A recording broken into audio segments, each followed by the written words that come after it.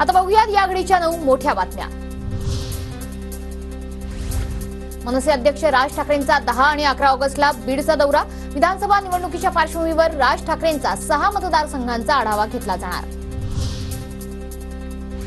उपमुख्यमंत्री अजित पवार आज बारामतीच्या दौऱ्यावर। अजित पवारांकडून इंदापूरमधल्या विविध विकास कामांचा आढावा घेतला जाणार। गंगापूर विधानसभा मतदारसंघात महायुतीत रस्सीखेच सुरू। आमदार प्रशांत बंब यांच्या विरोधात आमदार सतीश चव्हाण यांच्याकडून जोरदार तयारी। अजित पवार गटाकडून प्रशांत बंब यांच्या समोर आव्हान।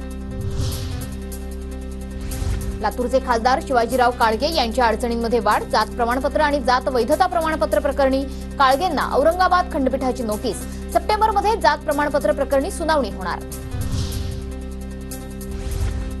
खासदार धैर्यशील मोहिते पाटील देणार आमदार संजय मामा शिंदेंना धक्का। माजी आमदार जयवंतराव जगताप आणि नारायण पाटील एकत्र येणार।